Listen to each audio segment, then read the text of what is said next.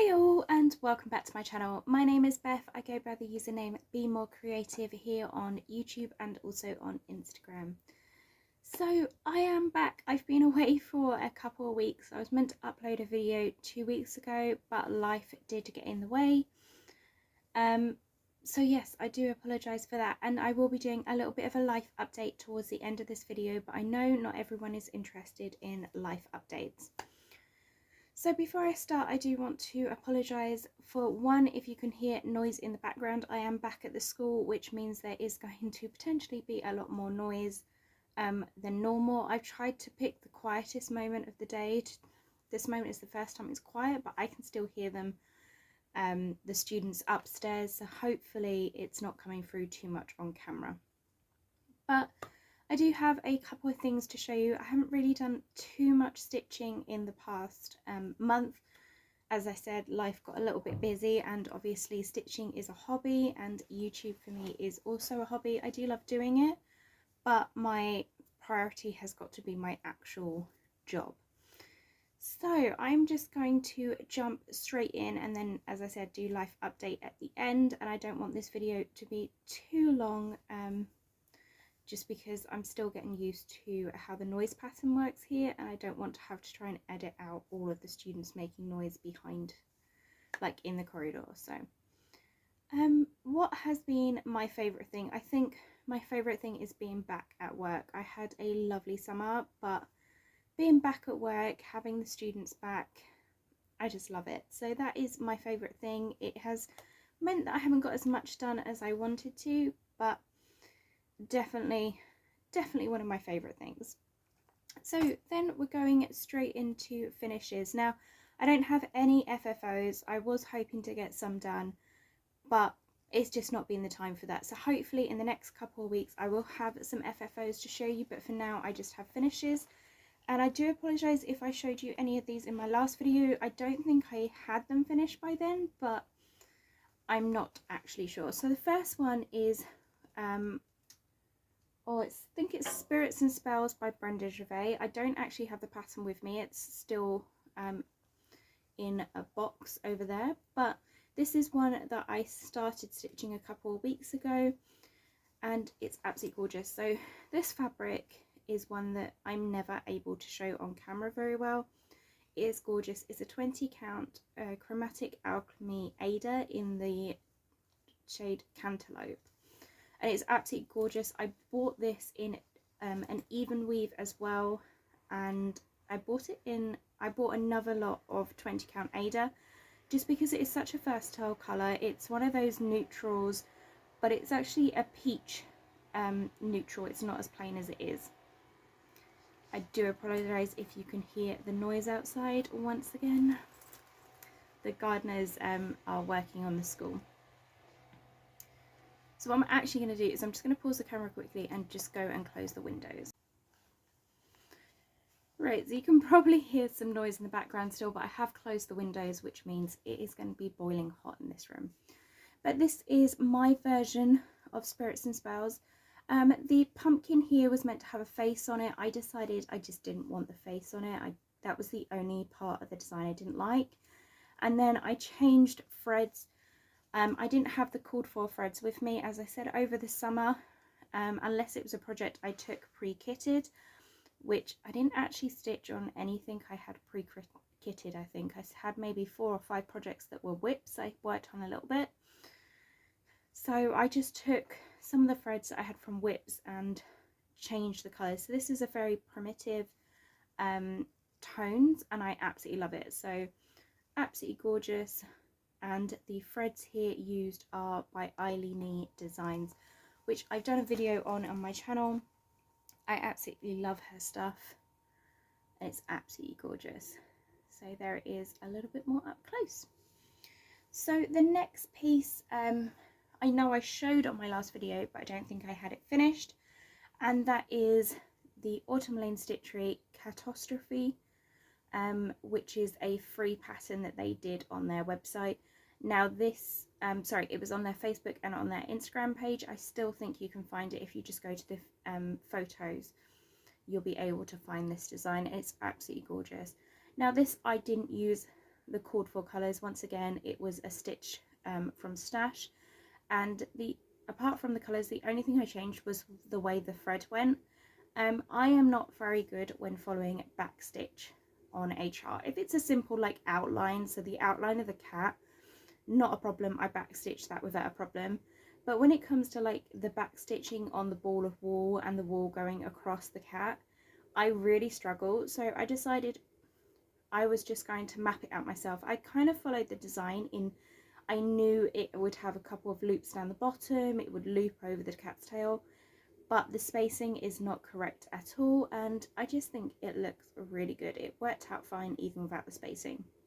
So I was going to be using this in my cross stitch journal, which I will probably show next time. I had a couple of questions about that journal, but I'm not sure yet whether it's actually going to go in the journal or whether I'm going to make a little pillow or flat fold to go on my tiered tray with it, because the more I look at this, the more I love this design.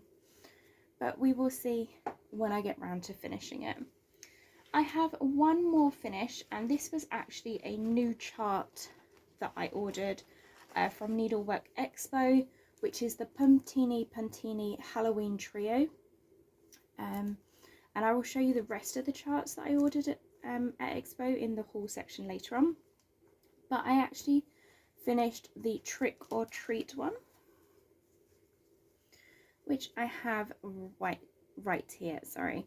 And I have stitched this on 18 count Wild Porcini by Ilinidesigns. It's a gorgeous mauvey neutral brown colour.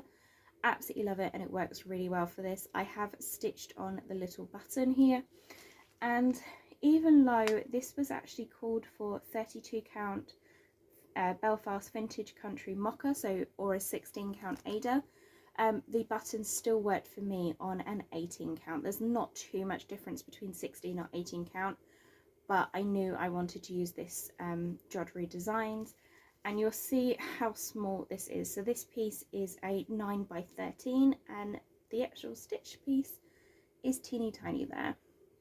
So I definitely have enough room for the other 3 charts on here. This one, I think I have changed. I've gone with the similar colours, so where it wanted a black, I've used the 310, but where it wanted a green, I've just used my own shade of green. Where it wanted a purple, an orange and a yellow. So I have kind of changed colours but kept the same colour family. I tend to do that quite a lot.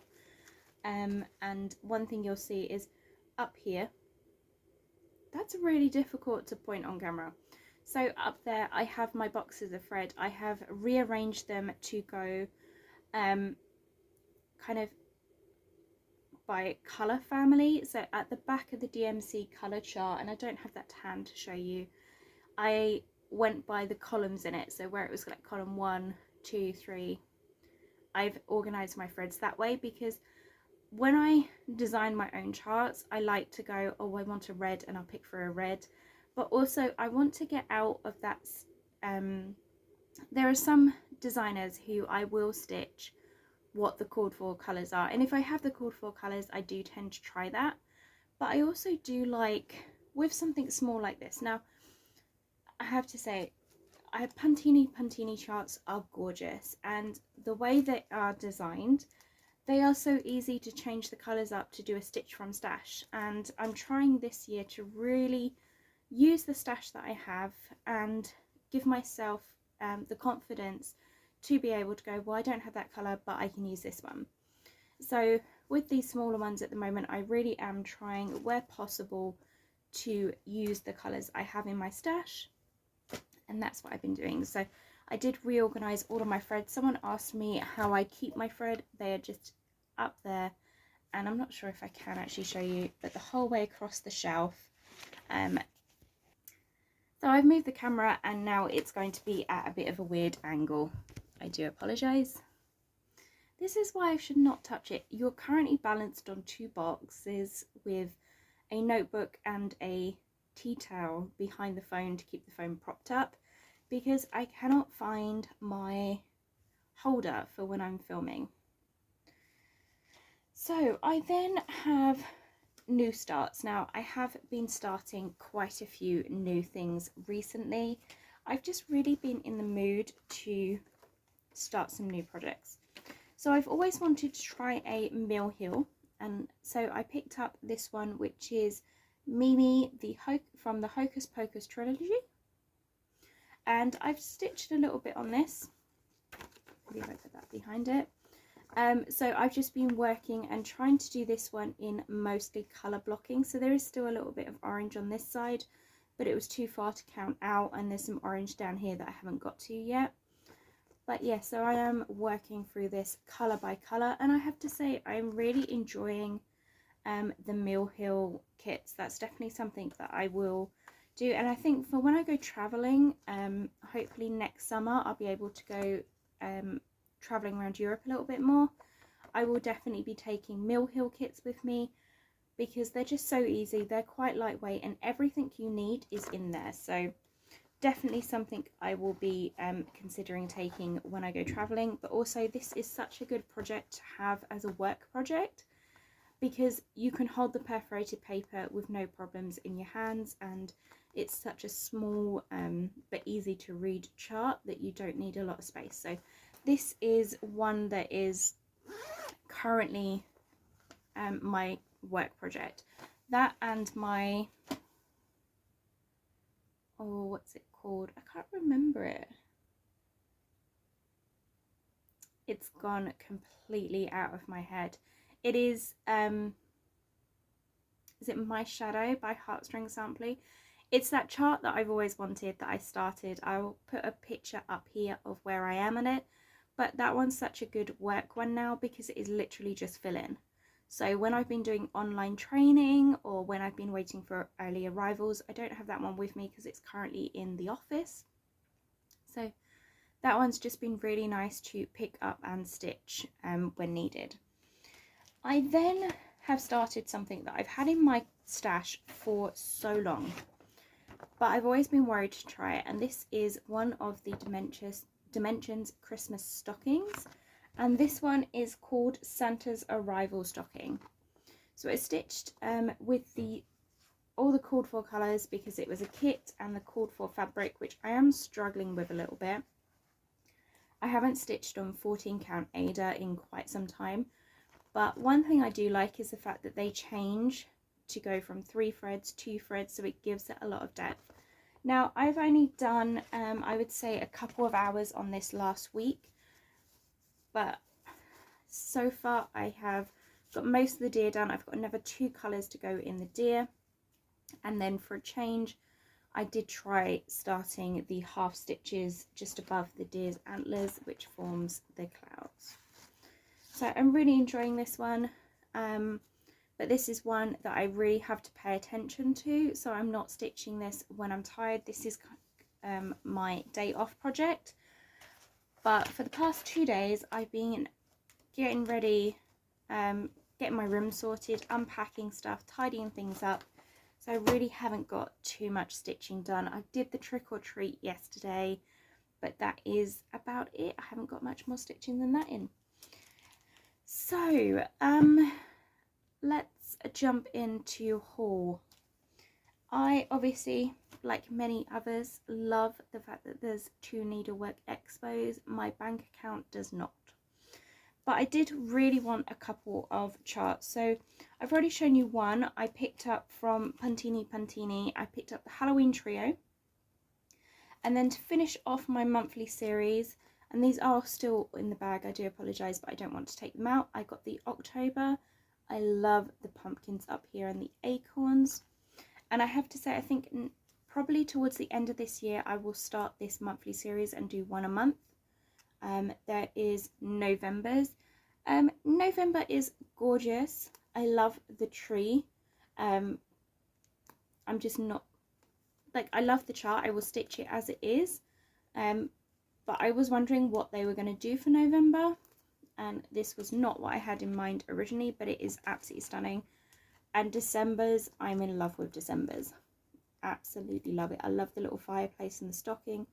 The countdown calendar is what caught my eye at first. Absolutely love it. And then the button for this one is this really, really adorable gingerbread. So those are the last of the 3 months. Now that means I have all the seasons and all the months. And then I am slowly starting to get the other ones. Now, this is one of the things that put me off the Pantini charts at first, was the buttons. And that was purely because I didn't want to try and stitch on a button to something. I kept saying to myself, well, why do I want to try the hassle of stitching on a button? I have to say I was completely wrong. The easiest thing on this was stitching the button on, and it makes such a nice effect. So definitely something that I have realised I am wrong. Sorry, I just had to pick up the chart. So I'm slowly starting to collect the others. Now, I ordered these from the Nimble Fimble, and she also had the Do Not Open Till Christmas chart, which I absolutely love. But she didn't have the new gingerbread one, so she's going to order that one later on. But I have noticed you can pre-order it from the Patchwork Rabbit, but I think I've got enough to start me off with.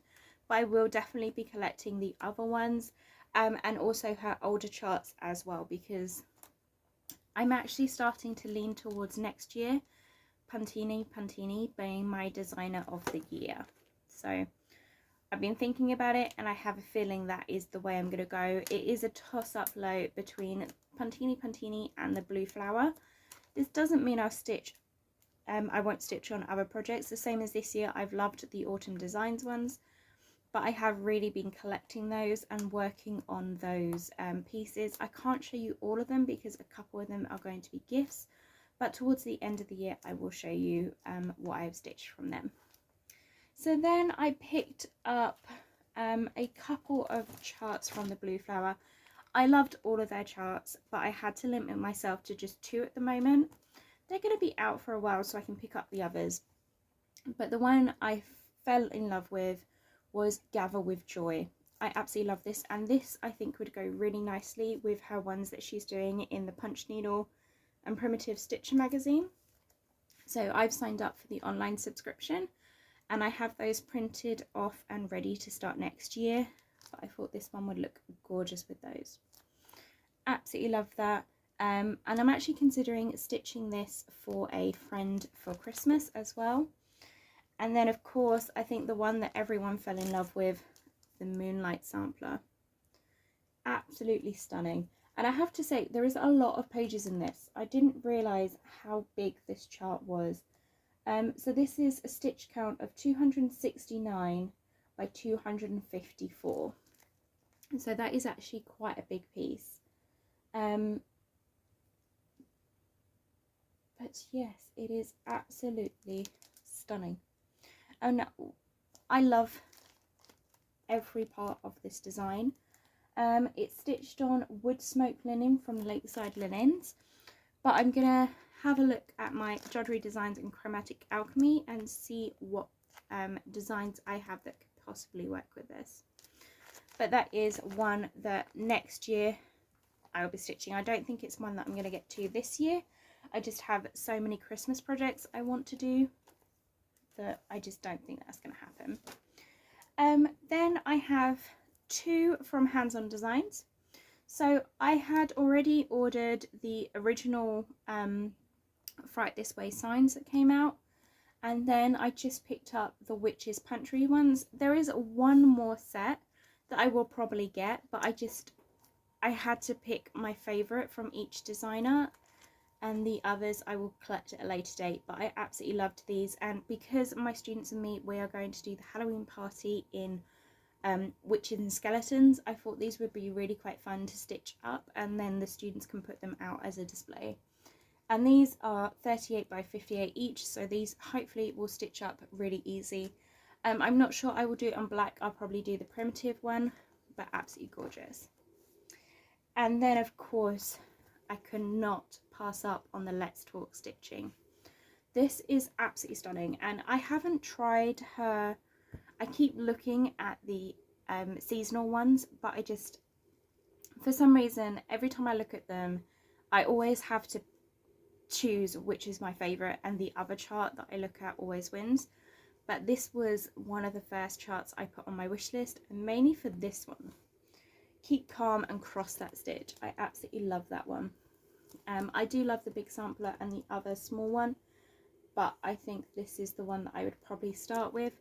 I love the look of this on black, but I'm not really a huge fan of stitching on black, so I'm not entirely sure how I'm going to stitch this one yet. So it will be started hopefully very soon, but for now it's just going to sit to one side. I picked up After the Rain by Hello from Liz Matthews, and this was one of those ones I was on the fence about. I loved the design, I loved the idea, but I kept saying to myself, do I really need a chart full of rainbows? I'm one of those people that if I could kind of chart, I could stitch a rainbow. I have so many charts of a rainbow, but I kept getting drawn to this. And then I saw on Facebook this woman who was saying, well, why would you need that chart? Like, hello, it's from Hello from Liz Matthews, of course we need the chart. But then I started thinking, how many things could I stitch with this chart and maybe one other chart, like the engraver's chart? Or I could do my own lettering, but how many things could I do? So I'm actually going to do myself a little challenge, and it's not going to be right now, it might not even be until the new year, but I have bought this chart because I want to try and use this chart to create as many things as I can within a set period of time. So this is going to be one of those challenges. I used to do it in scrapbooking with my friends. We used to buy a paper pad and you would have to try and come up with as many things as you can featuring that one paper pad and some key things. But I'm going to do it. How many things can I create from this one chart and being able to put text in there? Because I do think you would need one other element. So I'm not sure if I'll use her engraver's chart or if I'll just chart my own text. But this is a gorgeous pattern, and you would need it anyway just because I think it means so much and I love the meaning behind it. But I'm going to use this one as a challenge piece as well, so that will be something I will be working on over a period of time, because cross stitching does take a little bit longer. But I will be stitching with this one chart and, as I said, some letters, as many things as I can. So that is something that I've started thinking about. I think I'm already up to 10 different ideas, but I cannot wait to have a go with that one. And then the last one I bought, this is my first time. I think I have one other Luminous Fibre Arts actually, but I haven't stitched it. But I loved this. I think this came at the perfect time as well, because I have started thinking I need to stitch some Christmas ornaments. I haven't got any. I've got things that I can turn into Christmas ornaments, but I really wanted to really have that feeling of I want a Christmas tree with Christmas ornaments. Now I can't fit one in my room, but then I suddenly thought, I work in a school and it's my job to help the students put up decorations. Now if I slipped a box of cross-stitch decorations in there, I'm pretty sure the students would want them on the tree. They already have some of my cross-stitch up in their common room, and there's a couple pieces that they've stitched. So I've got some of the students into Christmas cross-stitching. So I'm going to be stitching hopefully these three, if not just starting with my favourite, which is the Santa in the middle. But I loved the fact that you could do this as one piece, or you could do them individually and have them as the little charts. So that is the stuff that I have purchased. Now I did also manage to get myself a seat on the Caterpillar Cross Stitch Virtual Stitching that is happening in November. I'm really excited about that one. I really love the cottage design, so I've got the Mulberry Cottage design finished, and I think I might be finishing that into some kind of ornament or into my Christmas journal this year.